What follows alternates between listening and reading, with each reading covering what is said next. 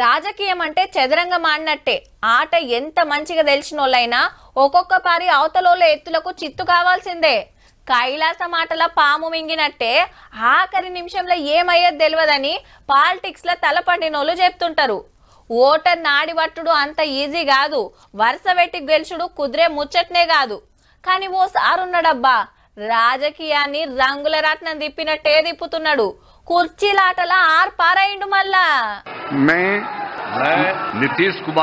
నితీష్ కుమార్ అనుడు కంటే నషీబ్ కుమార్ అనుడు కరెక్టేమో. హౌ మరి? బీహార్ కు 10వ ముఖ్యమంత్రి అయిండు. 19 ఏండ్ల సంధి ఏల్తాండు. ఆ రాష్ట్రంలో ఎక్కువేండ్లు పవర్లున్నాడు. దేశంలో 10 మాటల సీఎం గా ప్రమాణం చేసిండు. ఎమ్మెల్యే కాకుంటేనే వరుస పెట్టి ముఖ్యమంత్రి అయితుండు. ఒక్కడే గిన్ని రికార్డులు కొట్టేసిండు జేడీయూ అధ్యక్షుల వారు. ప్రధానమంత్రి మోడీ సారు, సెంటర్ మంత్రులు, బీజేపీ గ్రూప్ పార్టీలు ఏలుతున్న ముఖ్యమంత్రులు వచ్చి తారీఫ్ చేసిండ్రు.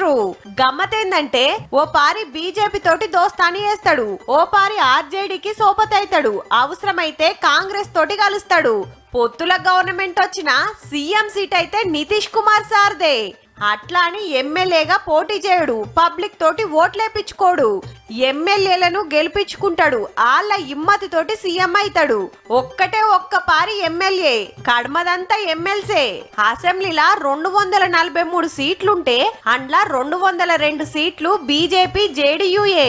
ఇక ఆర్జేడీ 25 గెలిస్తే కాంగ్రెస్ కు 6 ఎమ్మెల్యేలు అయినరు. ఎలక్షన్ల ముంగట బొచ్చెడు హామీలు గుమ్మరిచ్చిండ్రు, అది చేస్తాం ఇది చేస్తామని. మరి ఏం చేస్తారో గాని పువ్వుతోటి ఏ పంచాది లేకుండా 5 ఏండ్లు పక్కా పవర్లు ఉంటాడు. నితీష్ కుమార్ సారు రాజకీయం అంటే అట్లుంటది మళ్ళా.